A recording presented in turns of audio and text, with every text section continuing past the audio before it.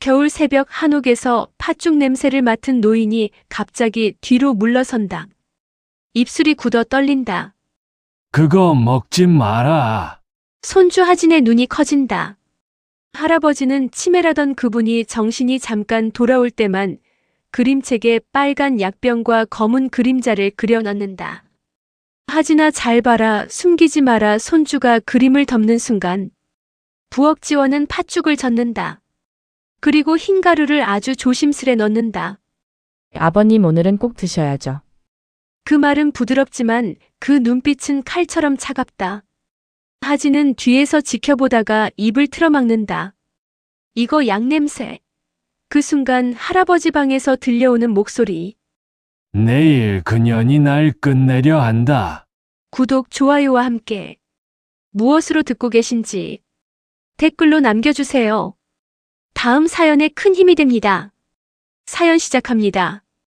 겨울은 이상하리만큼 조용했다. 마을 사람들은 올해는 눈이 많이 올 거래요. 하고 서로들 말을 건넸고 서울 외곽의 오래된 한옥에는 차가운 바람이 기둥 사이를 스치고 있었다. 그 집에는 70을 훌쩍 넘긴 김영호 그리고 10살 난 손자 하진이 살았다. 아들과 며느리는 요즘엔 얼굴조차 보기 힘들었다. 정확히는 보고 싶어도 이제는 보고 싶지 않은 사람들이 되어버렸다고 해야 맞았다. 영호는 치매였다. 하루는 멀쩡히 아들 이름을 부르다가도 다음 순간엔 숟가락을 든 채 먼지만 바라보는 흔히 말하는 왔다 갔다 하는 치매였다. 그런데 요즘 영호에게서 유난히 이상한 점이 하나 생겼다. 팥죽. 팥죽만 보면 그의 손이 파르르 떨렸다. 숟가락을 입에 가까이 대는 듯 하다가도 마치 무언가를 떠올린 사람처럼 가쁘게 숨을 내쉬고는 끝내 먹지 않았다. 할아버지, 왜 팥죽 안 먹어요? 하진이 조심스레 물으면 영호는 늘 짧게 대답했다. 아니다. 먹지 마라. 그 말만 남기고 등을 돌렸다. 하진은 이해할 수 없었다. 할아버지는 원래 팥죽을 좋아했다. 겨울이 오기 전엔 꼭 한 번쯤 팥죽이나 끓여 먹어볼까? 하고 웃던 사람이다. 그런데 며느리, 즉 하진의 엄마 지원이 이 집에 드나들기 시작한 뒤부터 팥죽만 보면 이상 반응이 나타났다. 마치 그 안에 무언가가 있다는 듯. 할머니가 돌아가시고 집은 더 조용해졌고 아빠는 몇 달 후 새어머니 지원을 데리고 집에 들어왔다. 그날 아빠는 말했다. 잘해보자. 다 너희를 사랑해서 그러는 거야. 하지만 그 말은 유난히 속이 비어 있었다. 하진조차 그 공허함을 느꼈다. 지원은 친절했지만 그 친절함 뒤에 얇고 차가운 무언가가 스며 있었다. 특히 시아버지, 즉 영호를 바라보는 눈빛은 도저히 진심이라고 믿기 어려웠다. 겨울이 깊어가던 어느 날 지원이 방문을 살짝 밀고 들어왔다. 아버님, 약 드셔야죠. 목소리는 부드러웠지만 하진의 귀에는 이상하게 차갑게 들렸다. 이거 드시면 마음이 안정된대요. 아버님도 편해지고. 영호는 약을 한참 바라보다 묻는다. 이거 뭔 약이냐? 치매약이죠. 기억에 좋대요. 지원이 웃었지만 손끝은 아주 미세하게 떨렸다. 영호는 중얼거리듯 말했다. 이거 아니다. 지원은 웃으며 밀어붙였다.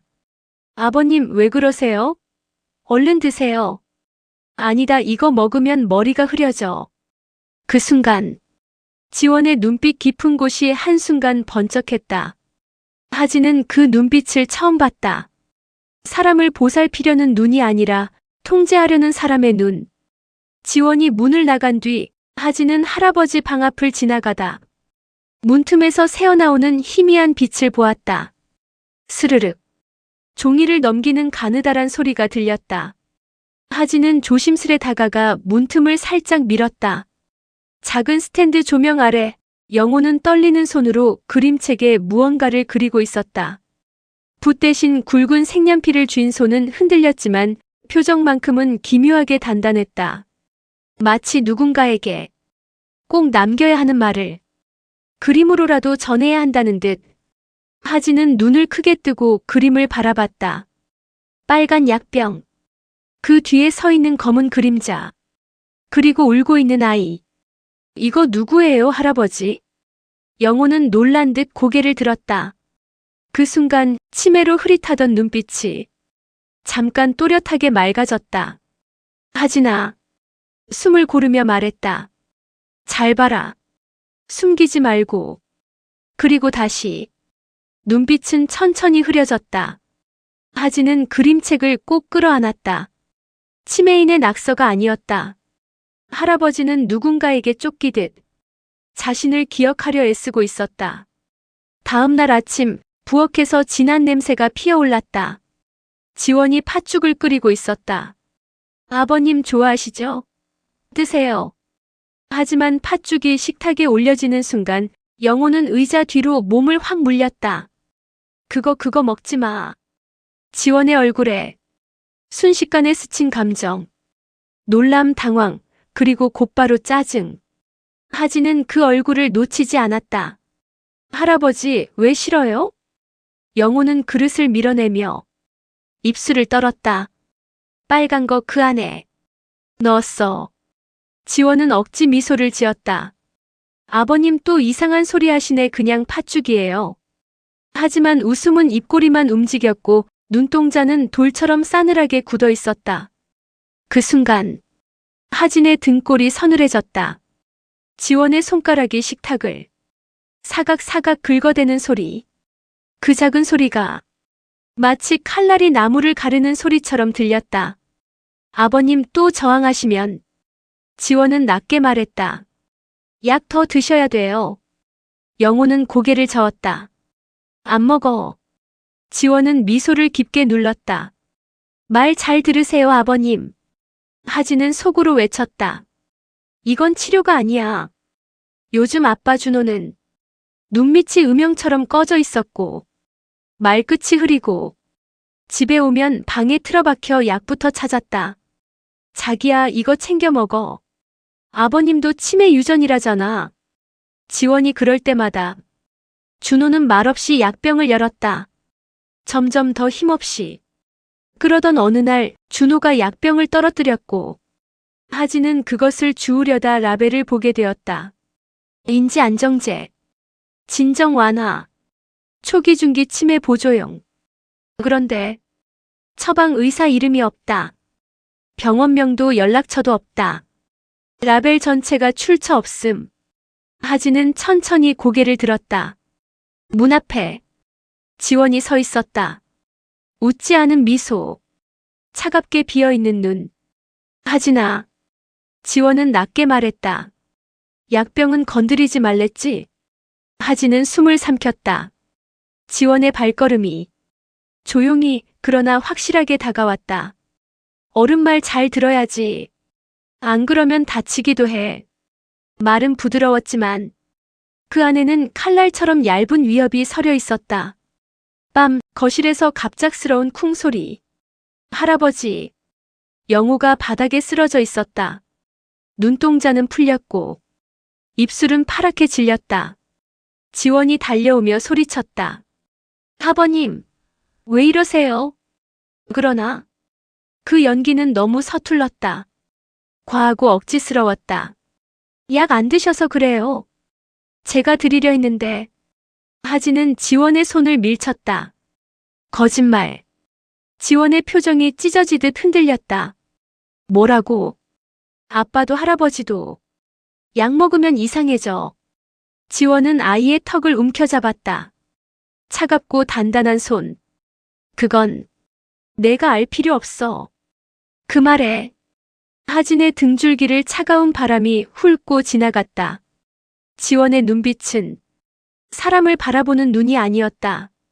하진은 할아버지 곁에 무릎을 꿇고 울먹였다. 할아버지, 제발 눈 떠봐요. 영호의 입술이 미세하게 떨렸다. 천천히, 아주 천천히 입이 열렸다. 하진, 조심해라. 지원이 멈칫하며 고개를 돌렸다. 뭐라고요? 지금 뭐라고 하셨어요? 그러나 영호의 손이 움직였다. 떨리는 손이 하진의 손을 꽉 붙들었다. 그 순간 그의 목소리가 아주 작게 새어나왔다. 그 팥죽. 그 안에. 지원이 날카롭게 소리쳤다. 아버님, 그만하세요. 하지만 이미 늦었다. 하지는 알았다. 팥죽 안에 무언가 들어있다. 눈물이 뚝 떨어졌다.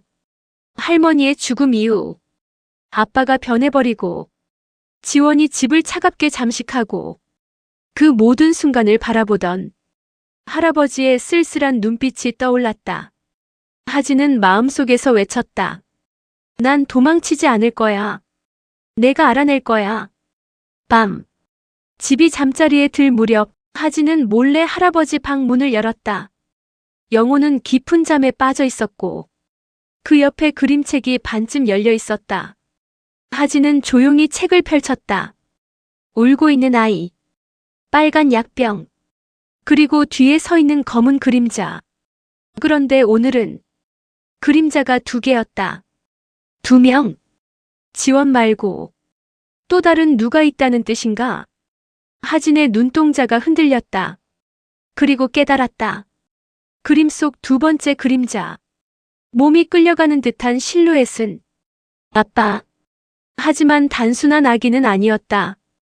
그림이 보여주는 건 끌려가는 사람, 조종당하는 사람의 모습. 하진은 입술을 꽉 깨물었다. 아빠도 위험해.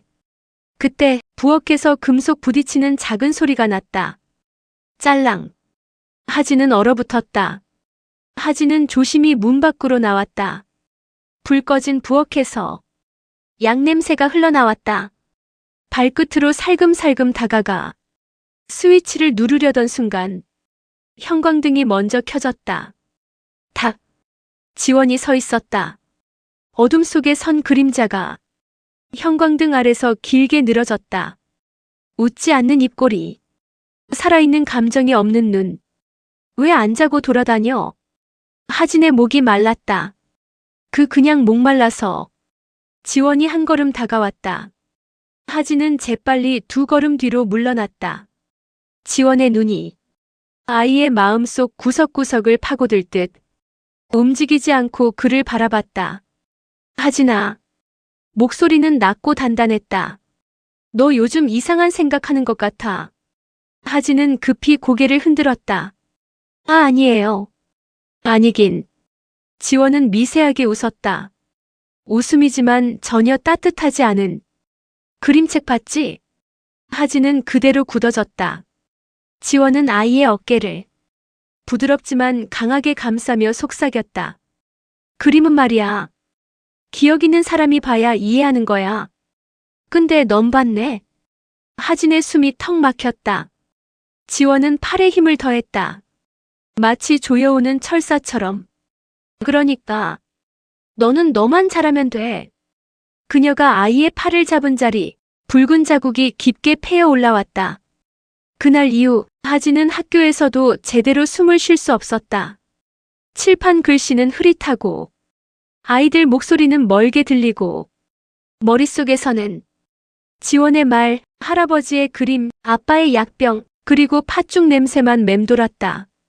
점심시간에 급식으로 나온 단팥죽을 한 숟가락 먹으며 하진은 눈을 크게 떴다.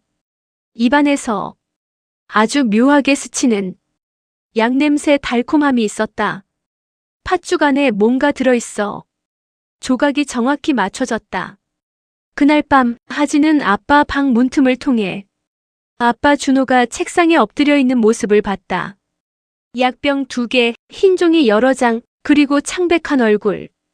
하진은 종이를 조심스럽게 읽었다. 나는 요즘 왜 이렇게 잠이 오는 거지? 생각이 자꾸 흐려진다. 지원이 없으면 아무것도 못하겠어. 말이 잘 안 돼. 아버지가 무서워한다 근데 왜? 하진의 눈가가 붉어졌다. 아빠도 피해자야. 그때 뒤에서 문 힌지즈가 살짝 울렸다. 하진아. 아빠가 깼다. 안개 낀 눈동자. 흔들리는 초점.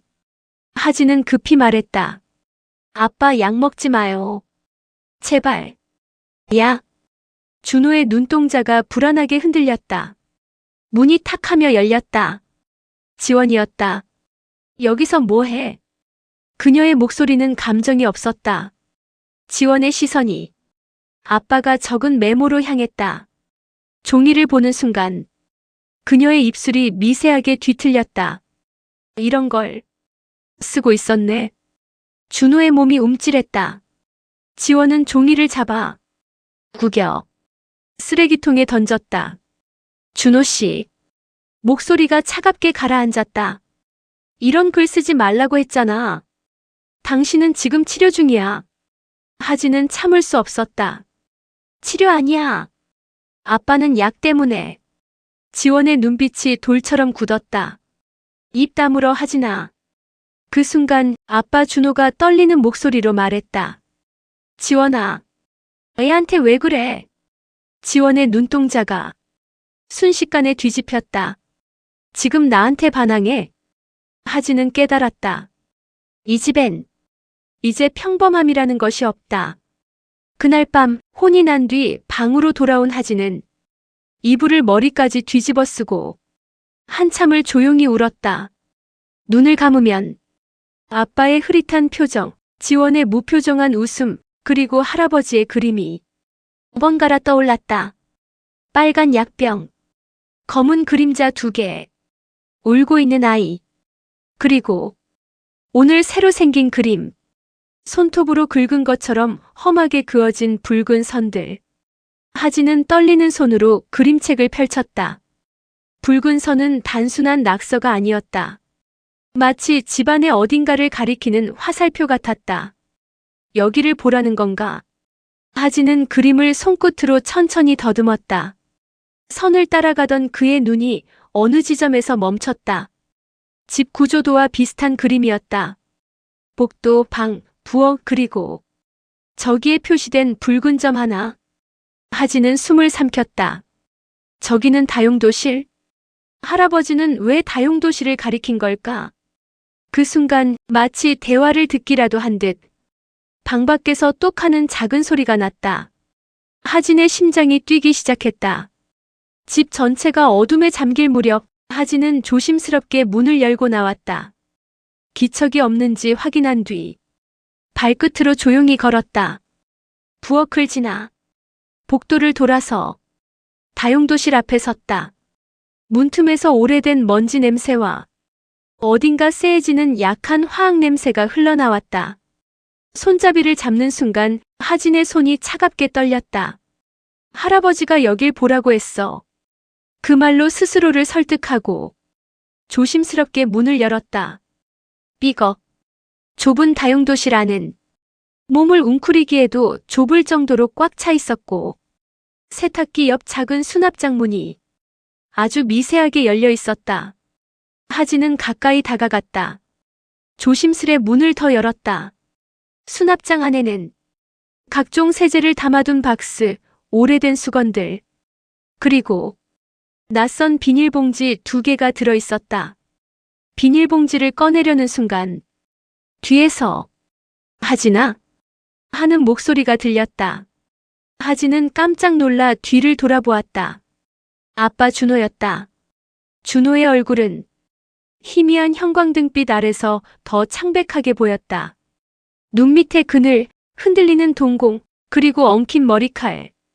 오랫동안 숙면을 못한 사람의 얼굴이었다. 너 여기서 뭐해?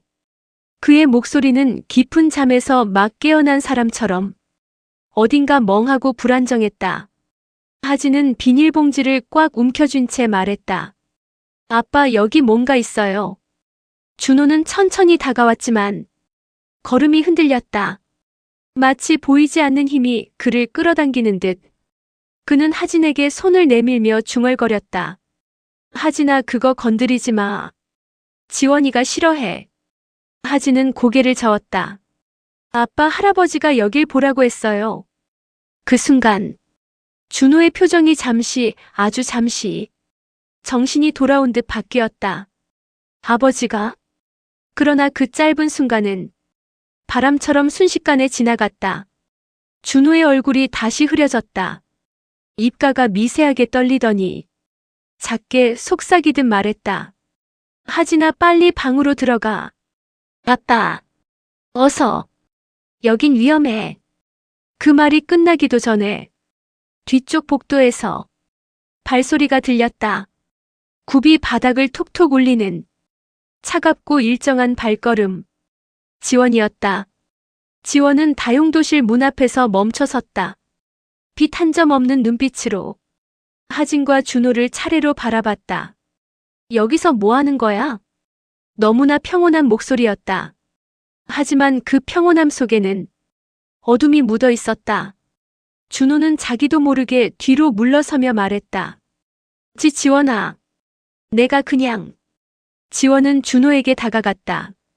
얼굴엔 미소가 있었지만 눈은 차갑게 굳어 있었다. 준호 씨.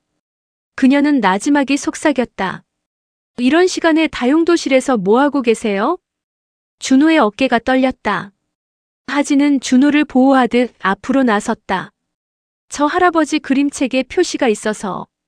지원의 시선이 칼날처럼 날카롭게 변했다. 그림책?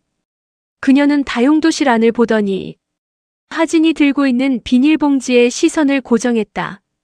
그거 내려놔. 목소리가 낮아졌다. 명령이었다. 하진의 손이 떨렸다. 하지만 비닐봉지를 놓지 않았다. 지원이 천천히 걸어왔다. 발걸음이 가까워질 때마다 공기가 더 차가워졌다. 준호가 트램벌링 보이스로 외쳤다. 지원아 아이한테 그만. 지원은 준호를 쳐다보지도 않은 채 말했다. 준호 씨. 지금은 조용히 있어요. 그 말투엔 아무런 애정도 없었다. 오히려 통제의 냄새가 짙었다. 하진은 한 걸음 물러났다. 그리고 용기를 내어 말했다. 이건 뭐예요? 여기에 뭐가 들어있는데요? 지원의 눈꺼풀이 살짝 떨렸다.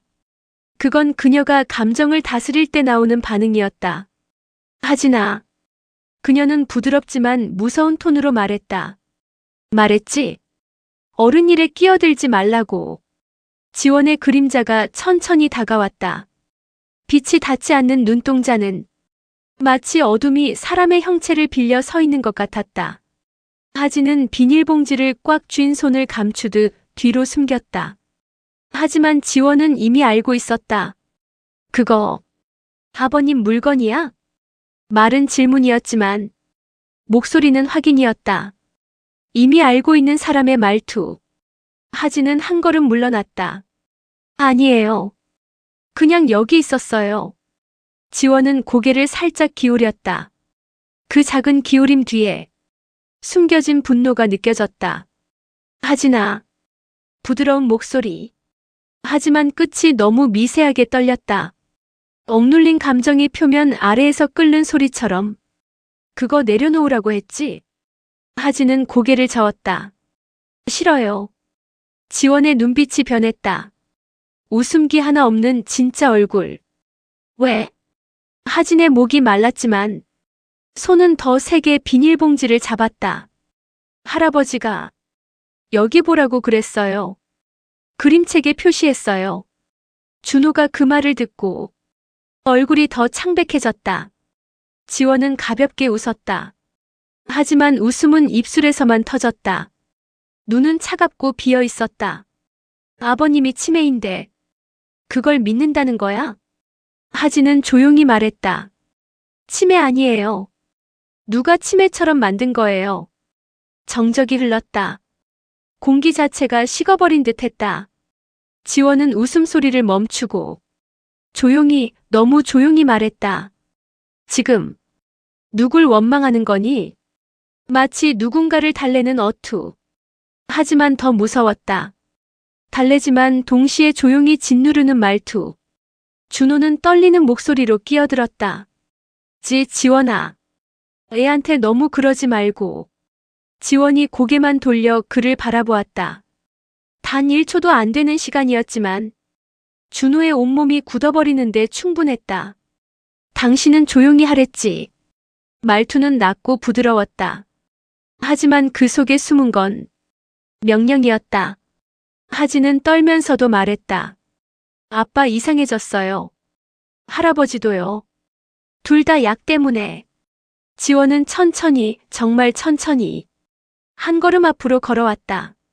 마치 포식자가 조용히 사냥감에게 다가가는 속도처럼. 야! 그녀가 조용히 되물었다. 너, 그 약이 뭔지 알아? 하진은 고개를 들었다. 치매약 아니잖아요. 지원의 발걸음이 멈췄다. 빛이 닿지 않는 어두운 눈동자 속에서 잠시 무엇인가 흔들렸다. 그걸 어떻게 알았니? 하진은 답하지 못했다. 하지만 그 침묵이 모든 답이었다. 지원은 아주 작은 한숨을 쉬었다. 그리고 중얼거리듯 말했다. 역시 너무 영리해. 그 말은 칭찬이 아니라 위험 신호였다. 지원의 표정이 조금씩 무너졌다. 처음엔 단단한 벽 같던 얼굴이 금이 가듯 미세하게 흔들리더니 입술은 굳고 눈동자는 서서히 감정을 잃고 표정은 조용히 뒤틀렸다. 너만 조용히 있었으면 됐는데. 하진은 비닐봉지를 뒤로 숨긴 채 조금씩 뒤로 물러났다. 준호는 힘없이 말했다. 지원아 제발. 지원은 준호를 향해 돌아섰다. 눈빛이 오싹하도록 차갑게 가라앉았다. 당신은 왜 이렇게 말을 안 듣니? 준호의 얼굴이 일그러졌다. 그 순간만큼은 정신이 번쩍 돌아오는 듯 했다. 지원아, 너 뭐 하는 거야? 지원이 아주 작은 웃음을 터뜨렸다. 내가 무슨 일을 하는지 모르겠어? 준호는 한 걸음 뒤로 물러났다. 숨이 가빠졌다. 하진은 아빠 팔을 잡고 말했다. 아빠 정신 차려요. 지원의 시선이 번개처럼 움직여 하진에게 꽂혔다. 너도. 목소리가 낮게 내려앉았다. 말을 너무 많이 해. 지금 도망치면 모든 진실을 놓칠 것 같았다. 하진은 결심했다. 손에 숨긴 비닐봉지를 재빨리 뒤로 빼내 몸쪽으로 끌어당겼다. 순간 봉지 안에서 딸칵하는 약한 소리가 났다. 지원의 시선이 번쩍 비닐봉지로 향했다. 그걸 어디서 났니? 하진은 팔을 더 뒤로 숨겼다. 여기 있었어요. 지원이 조용히 걸어왔다. 걸음마다 바닥이 식어가는 느낌. 하진아. 지원은 낮고 단단하게 말했다. 그거 내놔. 하진은 고개를 저었다. 지원은 미세하게 웃었지만 그 웃음은 이제 감정이 없었다. 마치 오래된 인형의 입꼬리처럼 인위적으로 올라간 웃음. 그래. 그녀는 조용히 말했다. 좋아. 그러면 내가 직접 받을게. 그 순간 지원의 손이 번개처럼 뻗었다. 하진은 반사적으로 몸을 뒤로 돌려 달리기 시작했다. 하진은 비닐봉지를 품에 안고 거실 쪽으로 전력 질주했다. 바닥의 나무결이 발바닥 아래에서 휙휙 지나가는 느낌. 숨이 목구멍까지 차올랐지만 멈출 수 없었다. 잡히면 끝이다. 뒤에서 지원의 발소리가 일정한 리듬으로 울렸다. 탁탁탁. 빠른 속도는 아니었지만 규칙적이고 마치 시간을 쪼개며 다가오는 듯한 발걸음이었다. 하진아. 지원의 목소리도 따라붙었다. 낮은 톤, 그리고 흔들림 없는 속도. 그거 내려놓으면 아무 일도 없을 거야. 거짓말이었다. 하진은 본능적으로 알았다. 계단을 올라가려는 순간 지원의 손이 허공을 가르며 뻗어왔다. 하진은 몸을 옆으로 비틀어 간신히 피했다. 탁! 지원의 손끝이 계단 난간을 세게 치며 멈췄다. 나무 난간이 살짝 흔들릴 정도였다. 하진은 비탈진 계단을 뛰어 올라가 2층 복도로 도망쳤다.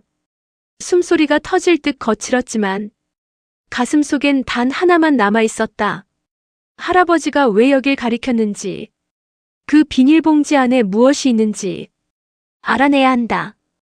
계단 끝에 도착했을 때 하진은 크게 숨을 들이켰다. 복도 양쪽으로 방 2개가 있었다. 할아버지 방과 아빠 방. 둘 중 어디로 가야 할까? 하지만 몸은 이미 선택하고 있었다. 비닐봉지를 꼭 쥔 손이 아빠 방 쪽으로 향했다. 문이 반쯤 열려 있었다. 안에서는 희미한 스탠드 조명이 켜져 있었다.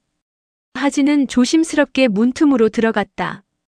책상 위에는 아빠가 작성하던 종이가 그대로 있었고 약병이 어지럽게 놓여 있었다. 그리고 바로 그 순간 뒤에서 계단 소리가 들렸다. 탁, 탁, 탁. 하진은 뛰어들어가 문을 잠갔다. 문고리가 달칵 소리를 내며 닫히는 순간 지원의 발소리가 문 앞에서 멈췄다. 하진아. 문을 사이에 두고 지원의 목소리가 낮게 울렸다. 문 열어. 하진은 떨리는 목소리로 말했다. 싫어요. 지원은 잠시 침묵했다. 그리고 다음 말은 오히려 더 차분했다. 그래. 그럼 계속 들어가 봐. 그 안에서 뭘 찾을 수 있는지 한번 보라고. 그 목소리 속에 알 수 없는 냉기가 있었다. 그리고 발소리가 다시 멀어졌다. 하진은 잠시 귀를 기울였다. 지원의 발걸음이 계단 아래로 내려가는 소리가 들렸다. 지금이 기회다. 하진은 책상 위를 정리하기 시작했다. 비닐봉지를 조심스럽게 풀었다. 안에는 2가지가 들어있었다. 작은 갈색 병 2개. 접힌 종이 서너 장. 하진은 갈색 병 하나를 손에 들고 라벨을 살폈다. 라벨에는 병원명 없음, 의사 이름 없음, 약 성분 없음, 그리고 작게 스티커 하나만 붙어 있었다. L-17. 하진은 종이도 펼쳐보았다. 첫 번째 종이엔 무언가를 지워낸 듯한 흔적이 있었다. 2번째 종이에는 할아버지 글씨로 보이는 문장이 적혀 있었다. 천천히 떨리는 글씨체. 이 집에 뭔가 있다. 나는 알고 있다. 기억이 흐려진 건 약 때문. 눈을 크게 뜬 하진은 3번째 종이를 펼쳤다. 이번엔 단순한 문장이 아니었다. 집 구조가 그려진 그림. 그리고 빨간색으로 동그라미 쳐진 곳은 아빠 방. 하진은 숨을 들이켰다. 그 순간 뒤에서 문고리가 천천히 돌아가는 소리가 들렸다. 딸칵. 누군가가 문을 열려고 하고 있었다. 하진의 심장이 귀까지 올라온 듯 두근거렸다. 문고리가 천천히, 매우 천천히 돌아갔다. 지원인가? 아빠인가? 하진은 책상 아래로 몸을 숨겼다. 문틈이 아주 조금 열렸다. 그리고 아빠 준호의 얼굴이 보였다. 하지만 그의 표정은 평소와 달랐다. 눈은 풀려 있고 숨소리는 거칠고 입술은 떨리고 있었다. 하진아. 아빠가 작은 목소리로 불렀다.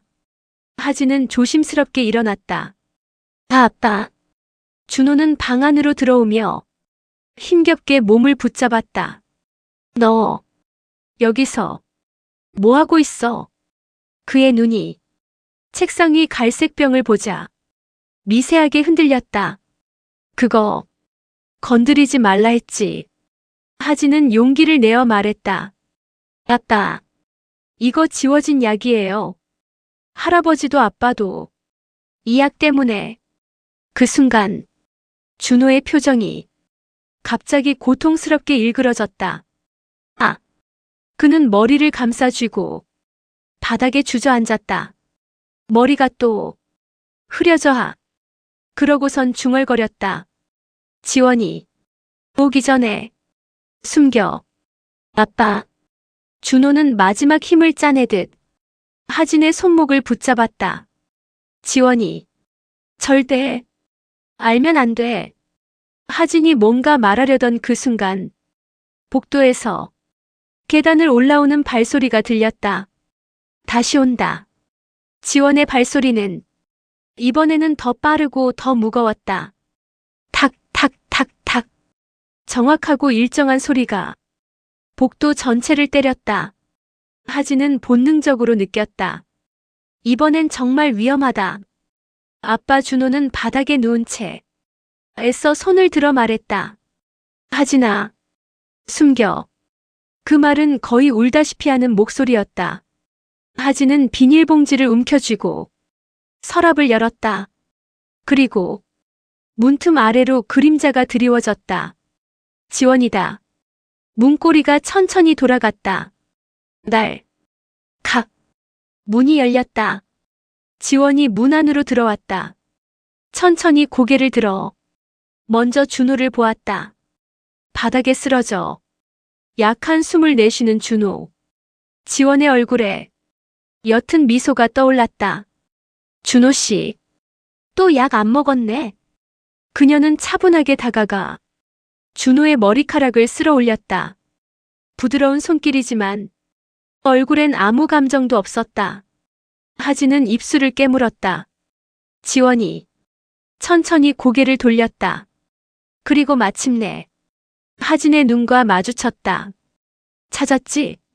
지원의 눈동자 아래 허연 빛이 번쩍였다. 입술이 서서히 움직이며 속삭였다. 그거 어디 숨겼어? 지원의 질문에 하진은 몸이 얼어붙었다. 그거 어디 숨겼어? 지원은 천천히 한 걸음 다가왔다. 마치 상대가 숨소리까지 들릴 만큼 가까이 오길 기다리는 사람처럼. 하진은 본능적으로 침을 삼켰다. 저 그런 거 없어요. 지원은 고개를 아주 천천히 좌우로 흔들었다. 마치 거짓말을 하는 아이를 귀엽게 바라보듯. 하진아. 목소리는 낮고 부드러웠다. 거짓말은 생각보다 위험한 거야. 그 말투, 그 표정, 그 리듬. 하진은 느꼈다. 지금 눈앞의 사람은 새어머니가 아니라 집안 전체를 조용히 조여온 그림자 그 자체였다. 지원이 다가왔다. 하진의 어깨를 잡으려던 순간 바닥에 쓰러져 있던 준호가 마지막 힘으로 하진의 팔을 잡아당겼다. 하진아, 도망가. 지원의 표정이 순간 확 뒤틀렸다. 준호 씨, 지금 날 방해해. 그녀가 한 걸음 돌진하며 하진의 팔을 잡았다. 너 이리 와. 하진은 반사적으로 몸을 틀었다. 하지만 지원의 손은 너무 빠르고 단단했다. 그 순간 서랍 속에 숨겨둔 비닐봉지가 살짝 바깥으로 튀어나왔다. 지원의 눈동자가 번쩍 흔들렸다. 거기 있었네. 지원이 재빠르게 손을 뻗었다. 하진도 동시에 몸을 날렸다. 하진이 먼저 비닐봉지를 움켜쥐었다. 하지만 지원의 손이 거의 같은 속도로 봉지의 다른 끝을 잡았다. 둘은 서로 잡아당겼다. 지원의 손아귀는 아이의 손과는 비교도 되지 않을 만큼 강했다. 하진아. 지원의 숨소리가 거칠게 섞였다. 내가 좋게 말했잖아. 하진은 울먹이는 목소리로 외쳤다. 싫어요. 이건 할아버지 거예요. 지원의 표정이 서서히 일그러졌다. 입가 사이로 속삭임이 새어나왔다. 그래. 그럼 힘으로 해야겠네. 그녀는 손목 전체에 힘을 실었다. 하진의 손이 점점 벌어지기 시작했다. 아빠 준호가 비틀거리며 몸을 일으키고 지원 쪽으로 손을 뻗었다. 그만 두고 나와. 지원이 고개만 돌려 그를 노려봤다.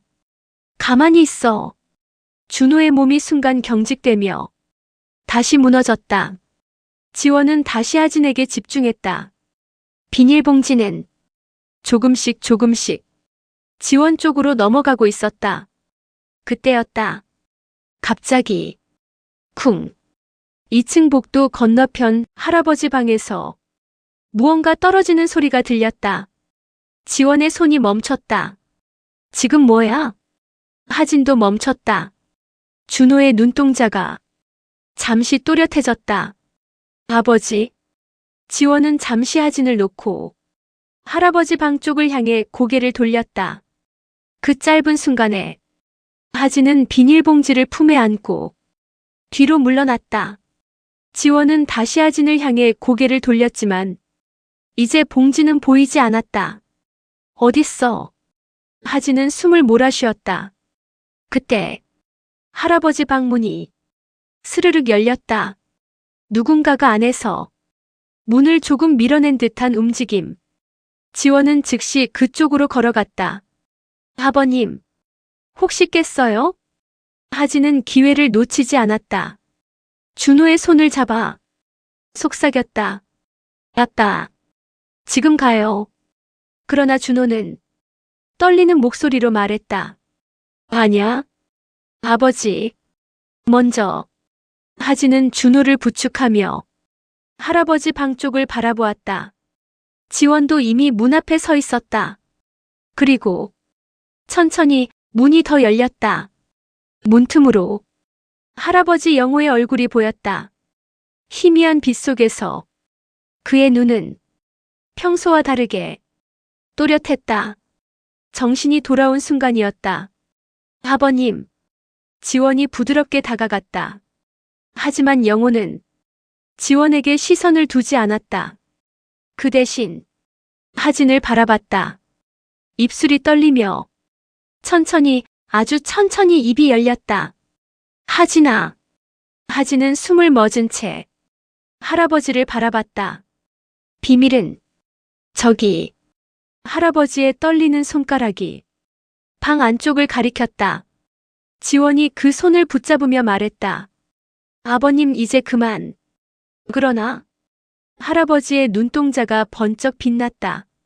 정신이 완전히 돌아온 사람의 눈이었다. 내가 엣지. 지원의 얼굴이 얼어붙었다. 뭐라고요? 할아버지가 말을 잇기 위해 숨을 고르며 말했다. 약도, 팥죽도, 다. 내가. 지원이 순간 손을 빼지 못한 채 얼굴만 굳어갔다. 하진은 그 모습을 보며 자신도 모르게 눈물이 고였다. 할아버지는 마지막 힘을 짜내듯 말했다. 내 손주. 지키려고 기록했어. 하진은 그 의미를 바로 이해했다. 그림책, 그림, 표시, 붉은 선. 모두 할아버지가 남긴 기록이었다. 그리고 마지막 말이 이어졌다. 마지막 장은. 할아버지는 하진을 똑바로 바라보았다.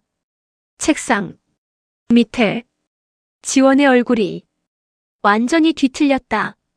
아버님, 그 말 하지 마. 그러나 이미 늦었다. 지원의 표정이 처음으로 두려움이라는 감정을 스쳐 지나갔다. 아주 미세한 하지만 분명한 흔들림. 책상 밑에 뭐가 있는데요, 아버님?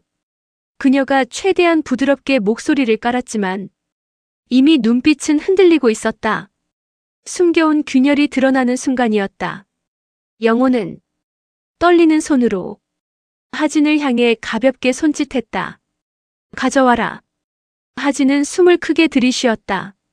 머리부터 발끝까지 부서질 듯 떨렸지만 발걸음을 내딛었다. 한 걸음, 또 한 걸음. 지원이 그 길을 막으려는 순간 준호가 어떻게 힘을 냈는지 모를 손으로 지원의 팔을 잡았다. 지원아. 목소리는 흐릿했지만 그 안에는 알 수 없는 결의가 서려 있었다. 지원은 흠칫하며 돌아봤다. 준호 씨, 지금 뭐 하는 거예요? 준호의 눈이 아주 잠시 동안 맑아졌다. 건드리지 마. 하진 건드리지 마. 지원의 표정이 순간 굳었다. 그동안 흐릿함에 잠겨있던 준호가 순간적으로 돌아온 것이다. 하진은 그 틈을 이용해 할아버지 방 안으로 뛰어들었다. 책상 밑 할아버지가 가리킨 바로 그 자리. 먼지 쌓인 바닥을 더듬자 빙! 손끝에 단단한 종이가 스쳤다. 하진은 그것을 꺼냈다. 구겨지고 찢어진 마지막 그림 한 장. 하진은 조명을 등지고 천천히 펼쳤다. 그림은 할아버지의 다른 그림들과 달랐다. 더 급하게 그려졌고 선은 떨렸으며 색은 강하게 눌러 칠해져 있었다.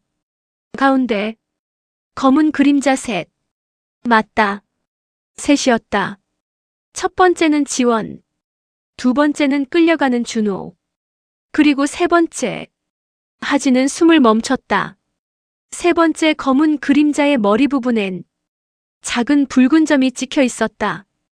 그 붉은 점은 천천히 집안의 어딘가를 가리키는 화살표 속에 연결돼 있었다.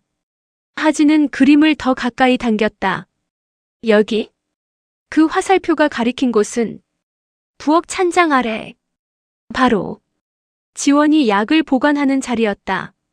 하진의 손이 본능적으로 떨렸다. 이 그림은 단순한 메시지가 아니었다. 지원의 약이 셋을 조종했다는 증거였다. 할아버지. 그리고 하진 자신일 가능성까지. 하진은 그 자리에서 얼어붙었다. 지원의 목소리가 뒤에서 날아들었다. 하진아. 그림 내려놔. 하진은 흠칫했다. 지원은 할아버지 방 문가에 서 있었다. 조명 아래. 그녀의 눈은 이전과 달랐다. 감추려던 것들이 모두 드러나 버린 사람의 눈이었다. 그거 버려야 하는데. 지원은 천천히 하진 쪽으로 걸어왔다. 지원이 다가오자 준호가 뒤에서 비틀거리며 붙잡았다. 지원아, 제발 하지 마. 지원은 준호의 손을 강하게 떨쳐냈다. 당신은 조용히 있어. 그녀는 한 걸음 한 걸음 하진에게 다가왔다. 하진아. 입꼬리만 웃었다. 그림은 진짜로 위험한 거란다. 하진은 뒤로 물러섰다. 그림을 품에 꼭 끌어안았다. 지원이 손을 뻗는 순간 영호가 침대에서 마지막 기운을 모아 단호하게 말했다. 그만해라. 지원은 그대로 얼어붙었다. 할아버지의 눈빛은 흐릿한 노인의 것이 아니었다. 지금 이 순간 그는 완전히 돌아와 있었다. 내 죄는 다 드러난다. 지원의 숨이 갑자기 불규칙해졌다. 아버님, 다 아셨어요? 영호는 천천히 고개를 끄덕였다. 3. 촌도. 그 한마디에 지원의 얼굴 색이 순식간에 변했다. 그리고 균열이 완전히 무너져 내렸다. 지원은 더는 웃지 않았다. 입술은 비틀렸고 눈은 텅 비어갔다. 그래요. 그녀는 낮고 건조하게 말했다. 알았어요. 그 두 단어에는 포기, 그 이상으로 폭발 직전의 분위기가 서려 있었다. 지원은 한 걸음 뒤로 물러나더니 숨을 깊게 들이켰다. 그리고 말했다. 그럼 이제 나도 선택해야겠네. 그녀가 부엌 쪽으로 천천히 걸어가기 시작했다. 심장을 조여오는 불길한 발걸음. 하진은 본능적으로 할아버지 뒤로 몸을 숨겼다. 준호는 비틀거리며 말했다. 지원아, 그러지 마. 지원은 돌아보지 않았다. 대신 말없이 서랍을 열었다. 그 속엔 하얀 병, 노란 병, 붉게 표시된 병, 그리고 팥죽에 넣던 그 작은 스푼. 지원은 그것을 조용히, 아주 조용히 쥐었다. 그리고 되돌아섰다. 표정은 완전히 비어 있었다. 끝내자 이제. 지원은 서랍에서 꺼낸 작은 약 스푼을 들고 천천히 걸어왔다. 그녀의 걸음은 평소의 가짜 친절도 억지 웃음도 아니었다. 모든 감정이 비워진 끝을 정해놓은 사람의 걸음이었다. 준호는 비틀거리며 그녀의 앞을 막았다. 지원아, 그거 내려놔. 지원은 조용히 말했다. 준호 씨, 내가 왜 이렇게까지 했다고 생각해요? 준호는 답하지 못했다. 지원의 눈이 미세하게 흔들렸다. 당신들 가족은 너무 쉽게 모든 걸 가졌어. 나는 아무것도 없었고. 그녀의 목소리는 차갑고 건조했다. 그래서 그 모든 걸 내가 가져가려고 했던 거야. 하진이 떨리는 목소리로 외쳤다. 그렇게까지 하면 행복해져요? 지원은 잠시 멈췄다. 그러다 입꼬리를 아주 천천히 올렸다. 행복? 행복은 가진 자들이나 하는 소리지. 그리고 약 스푼을 살짝 들어보였다. 이제 진짜 끝을 보자. 지원이 한 걸음 다가오는 순간 준호가 본능적으로 그녀의 팔을 붙잡았다. 안 돼, 지원아. 그만해. 그러나 지원은 미세하게 비웃었다. 당신이 나를 막을 수 있다고 생각해? 그 한마디에 준호의 눈이 흔들렸다. 그동안 흐릿한 정신에 잠겨 지원에게 휘둘리며 살아온 자신의 과거가 한꺼번에 떠오른 듯 했다. 지원은 준호의 턱을 잡아 올렸다. 늘 그랬잖아. 내 말만 들었잖아. 내가 약만 조금 더 주면 당신은 다시 흐려지겠지. 준호의 눈이 그 말에 완전히 깨졌다. 그는 지원의 손을 힘껏 떨쳐냈다. 이제 아무것도 못 먹어. 지원의 얼굴이 딱 굳었다. 준호의 눈빛은 평생 처음으로 확신을 품고 있었다. 하진이 그 모습을 보며 입술을 꽉 깨물었다. 아빠. 준호가 하진을 보며 말했다. 하진아, 지금은 아빠가 지켜야 해. 그 말은 그동안 잃었던 모든 자존심과 책임이 한순간에 되살아난 말이었다. 지원은 그런 준호를 믿을 수 없다는 표정으로 바라보았다. 그래. 그럼 먼저 무너지는 건 당신이겠네. 그리고 그녀는 다시 움직였다. 지원이 약 스푼을 들고 그대로 할아버지에게 달려들었다. 하진은 소리쳤다. 안 돼. 준호는 몸을 날려 지원의 손목을 잡았다. 스푼이 바닥에 떨어지며 작은 금소금이 울렸다. 찡. 그러나 지원은 미친 힘으로 준호의 팔을 물어뜯듯 밀어냈다. 비켜. 오늘 끝내야 돼. 하진은 숨도 못 쉬고 그 장면을 바라봤다. 할아버지는 침대 난간을 잡고 일어서려 했지만 몸이 따라주지 않았다. 하진. 그 순간 지원의 손이 다시 약병을 향해 뻗었다. 하진이 번개처럼 달려들었다. 그거나. 지원은 놀라서 손을 빼려 했지만 하진은 두 손으로 그녀의 팔을 꽉 붙잡았다. 나. 이거 위험하다고. 지원은 악에 받쳐 소리쳤다. 내가 뭘 알아. 이건 너희 같은 집을 무너뜨리는 내 마지막 기회야. 하진은 이를 악물었다. 그럼 우린 당신의 첫 번째 피해자가 될 거예요? 지원은 잠시 얼어붙었다. 하진의 목소리가 너무 어른스러웠기 때문이었다. 너 누구 닮아서 이렇게 똑똑해졌니? 하진은 조용히 말했다. 할아버지요. 그리고 아빠요. 그 말에 할아버지 영호는 눈을 감고 눈물을 흘렸다. 지원은 그 순간 모든 감정을 잃은 듯한 얼굴이 되었다. 그리고 바닥에 떨어진 두 번째 약 스푼을 노리며 하진을 밀쳐냈다. 지원이 스푼을 낚아채려는 순간 누군가의 그림자가 문 쪽에서 비쳤다. 여기 신고 들어온 집 맞습니까? 경찰이었다. 순간 지원의 손이 멈췄다. 하진은 숨을 토하며 외쳤다. 여기에요. 여기에서 독약을. 지원이 번개처럼 하진의 입을 막으려 했지만 준호가 그녀의 팔을 끝내 잡아당겼다. 그리고 단호히 말했다. 그만해. 그 말은 지금까지와 다르게 흔들림이 없었다. 지원은 발버둥을 치며 괴성을 질렀다. 안 돼. 난 아직 아무것도 못했어. 이 집은 내 건데.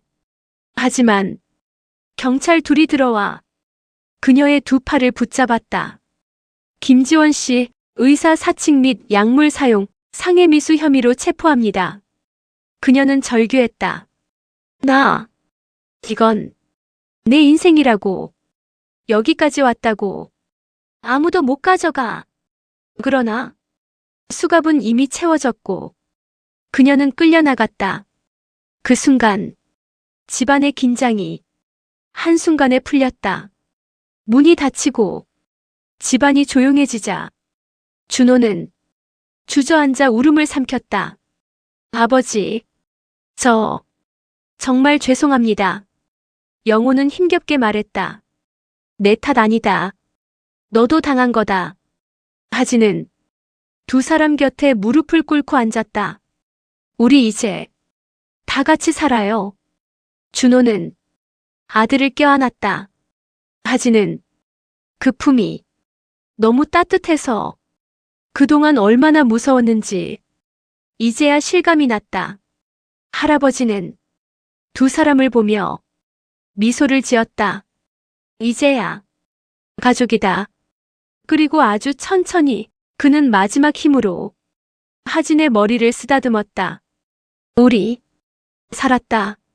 지원이 끌려나간 지 겨우 몇 분밖에 지나지 않았는데 집안은 오래된 한옥처럼 숨조차 쉬지 않는 듯한 정적에 잠겼다. 할아버지 영호는 침대에 앉은 채 창밖에서 멀어져가는 사이렌 소리를 가만히 들었다. 그 소리는 이 집을 몇 년 동안 짓누르던 그림자가 천천히 떨어져 나가는 소리처럼 들렸다. 준호는 부엌 의자에 앉았다. 아직도 손은 떨리고 있었고 입술도 파르르 흔들렸다. 하진아, 아빠가 뭐라고 말을 해야 하냐? 그 말이 떨어지자 하진은 조용히 아빠 옆에 앉았다. 아빠 잘못 아니에요. 아빠도 피해자였어요. 준호는 고개를 저으며 눈가를 손등으로 닦았다. 그동안 아무것도 몰랐어. 너랑 아버지가 얼마나 힘들었는지도. 하진은 그 손을 꼭 잡았다. 이제 알아주셨잖아요. 저는 그걸로 됐어요. 그 말이 준호의 가슴에 깊게 박혔다. 그는 아들을 꼭 안았다. 그 순간 이 집에 있던 첫 번째 평화가 찾아왔다. 오후 경찰 2명이 다시 현관문을 두드렸다. 조금 더 확인이 필요합니다. 김지원 씨 컴퓨터 약물 출처 재산 관련 조사 때문에요. 준호는 힘겹게 일어나 고개를 끄덕였다. 예, 들어오세요. 경찰이 거실로 들어오자 할아버지 영호는 조금 긴장한 듯 손을 떨었다. 경찰은 부드러운 목소리로 말했다. 영호 어르신, 오늘은 무리하실 필요 없습니다. 그저 저희가 여쭤보는 것에만 편하게 답해주시면 돼요. 영호는 작게 한숨을 내쉬었다. 난 그년이 왜 우리 집에 들어왔는지 더 이상 모른 척 못하겠더라고. 경찰은 고개를 끄덕이며 할머니 순애가 남긴 봉투와 치매약 성분 기록을 모두 걷어갔다. 어르신이 남기신 증거, 할머님 기록, 그리고 아이가 찍은 영상까지 모두 유효합니다. 할아버지의 눈이 그 말에 살짝 흔들렸다. 유효하다고요? 네, 어르신. 이제는 어르신의 말이 진실이라는 걸 법적으로도 밝힐 수 있습니다. 영호는 몇 년 동안 억눌려 있던 억울함이 조금은 풀리는 듯 눈을 감았다. 한 방울 뜨거운 눈물이 주름진 눈가에 고였다. 우리 순애가 살아있었다면 좋았을 텐데. 경찰은 그 말에 아무 대답도 하지 못했다. 그 자리는 말로 채울 수 없는 삶의 여운이 있었기 때문이다. 하루 종일 이어진 조사 끝에 경찰이 돌아갔다. 문이 닫히자마자 준호는 길게 숨을 내쉬었다. 하진아, 아버지, 이제 진짜 끝난 건가? 영호는 천천히 고개를 들었다. 끝난 게 아니다. 이제부터 다시 시작이지. 하진은 그 말을 묵묵히 받아들였다. 모든 공포가 사라진 자리에 희한하게도 허무와 안도와 슬픈 평온이 함께 자리 잡고 있었다. 준호는 한참 동안 아무 말도 하지 않았다가 갑자기 조용히 말했다. 아버지, 죄송합니다. 영호는 고개를 천천히 저었다. 내 잘못 아니다. 사람은 어떤 약을 먹느냐에 따라 정신이 흐려지기도 한다. 그녀는 그걸 노린 거고, 하진은 고개를 끄덕이며 덧붙였다. 아빠, 약 안 먹어서 정신 돌아오신 거예요. 준호는 그제야 깨달은 듯 내려다보며 중얼거렸다. 어쩐지 오늘 아침부터 머리가 조금씩 맑았어. 그 말이 떨어지는 순간 세 사람은 서로 눈을 마주 보았다. 그리고 말하지 않아도 알 수 있는 미묘한 미소가 셋의 얼굴에 차례로 번졌다. 몇 년 만에 가족이라는 단어가 다시 제자리를 찾는 순간이었다.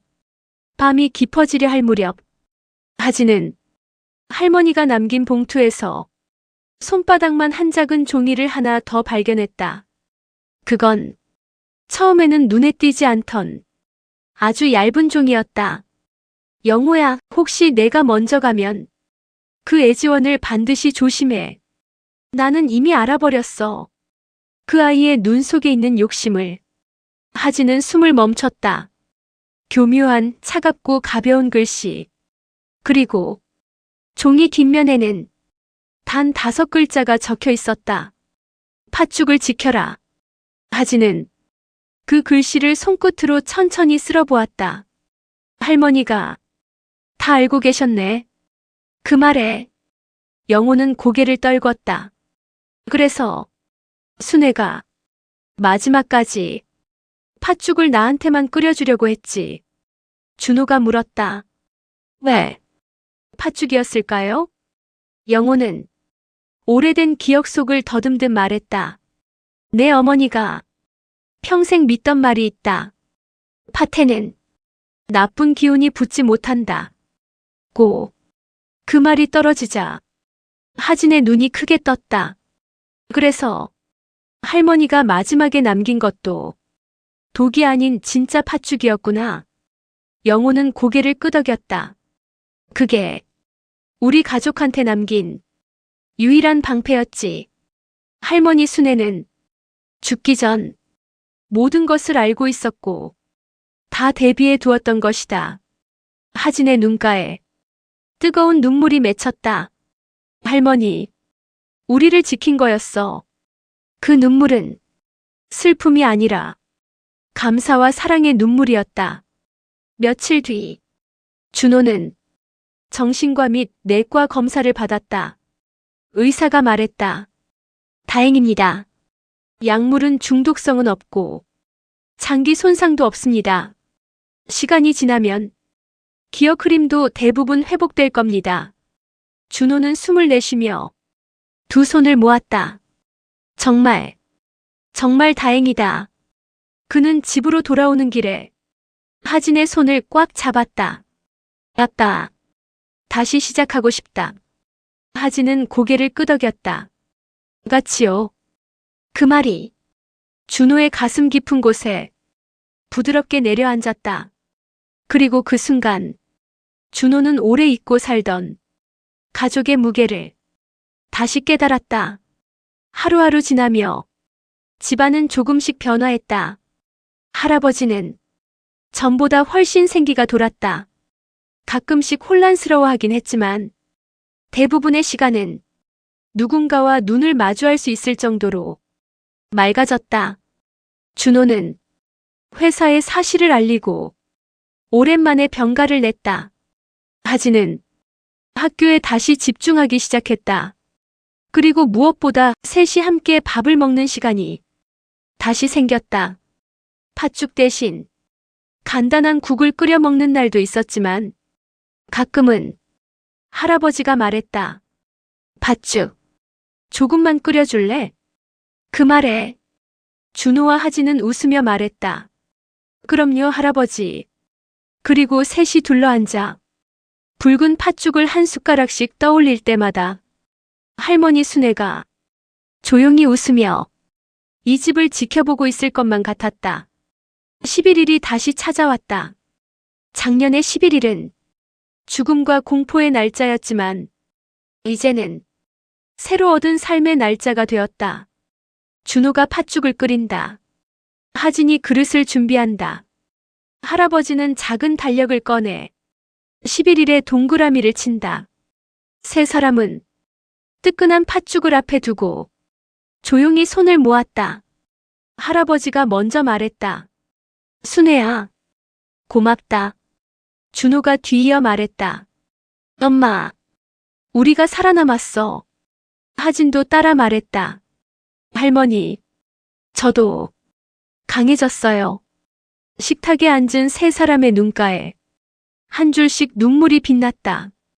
그러나 그 눈물은 슬픔의 눈물이 아니라 지켜낸 사랑, 되찾은 가족, 그리고 앞으로 다가올 새로운 계절을 향한 희망의 눈물이었다. 붉은 팥죽 위에서 하얀 김이 천천히 올라왔다.